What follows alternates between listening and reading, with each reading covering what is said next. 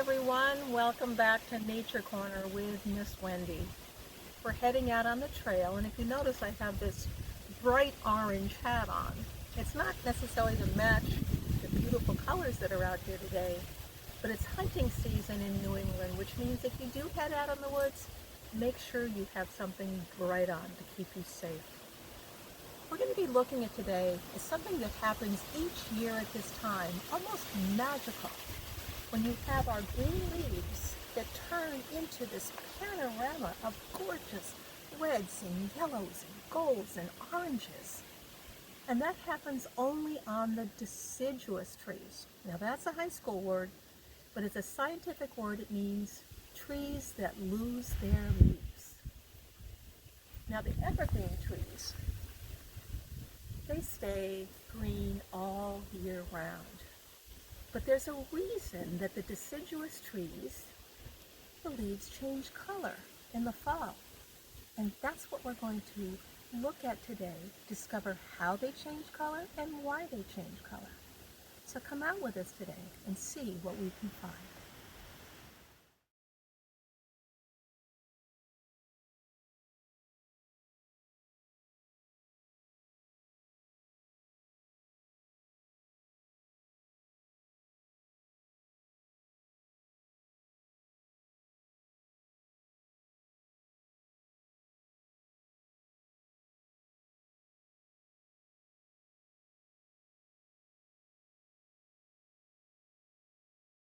Every year in September, in October, and November, when we have this spectacular display of color, the plants and leaves and trees aren't doing it just to give us something pretty to look at. There's a reason behind it, and it all begins with the power of a single leaf. You actually could call these like miniature food factories, because what it does is it takes energy from the sun, it gets water from the roots and the rain, and it takes carbon dioxide from the air, and it turns it into this whole process called photosynthesis. It's a high school word, but photosynthesis turns all those ingredients into a type of sugar that helps the plant and tree be strong and grow.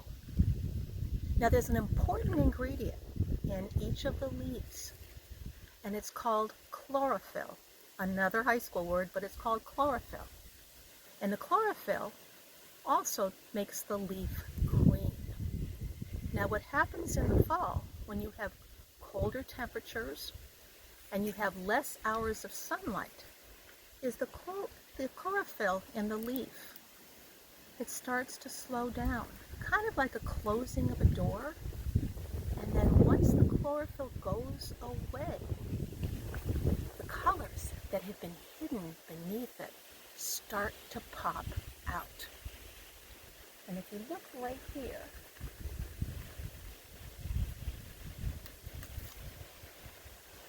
you can see a leaf that already has the chlorophyll in it, but it's starting to go away. And you can see the colors underneath, the reds and the orange and yellows, are starting to pop out. Once the chlorophyll leaves, the other colors come. The other thing that's remarkable is that each leaf has its own way. Each leaf has its own way of transforming its colors. And so just like you, each leaf is unique.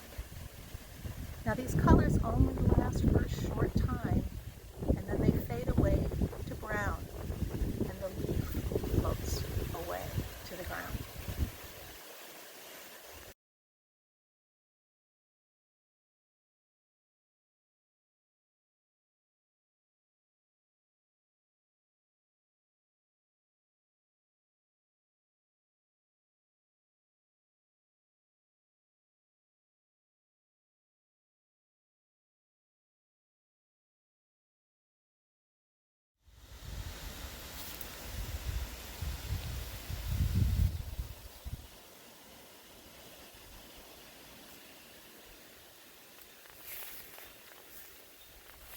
Just like each leaf has its own way of transforming its colors, You can tell what kind of tree it is or plant it is by looking at the shape of the leaves, looking at the bark, seeing how it's shaped of the tree, and that tells us what kind of tree it is.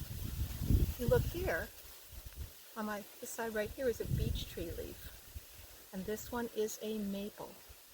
And depending on the type of tree it is, determines the different colors that you'll find in the autumn leaves. In the springtime and the summer, the leaves are all green. A little more challenging to tell sometimes what kind they are. But that chlorophyll that we talked about, that chlorophyll is necessary for building the food factory in a tree or a plant.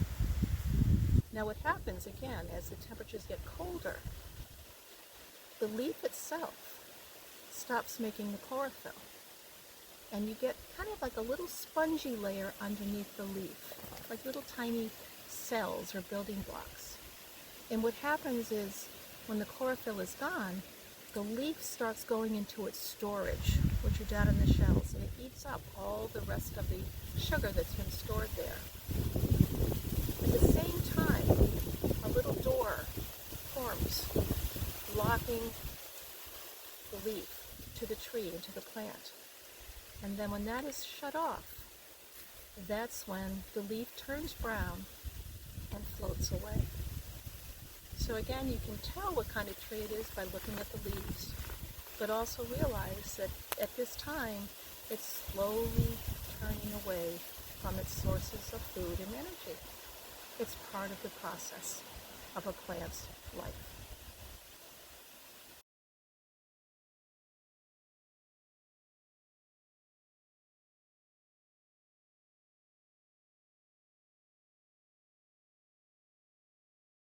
You might be wondering and worrying how trees and plants can survive without their little leaf food factories. Well, they'll continue to get their nutrients and minerals and water through their roots, and they'll still get some energy from the sun. But what happens is, just like animals that hibernate in the wintertime, trees need to rest. They take this time during the winter to rest, to have the energy back in the springtime to once again put forth all their green leaves. So again, those green leaves, they'll come back in the springtime. And the winter season is a time for rest.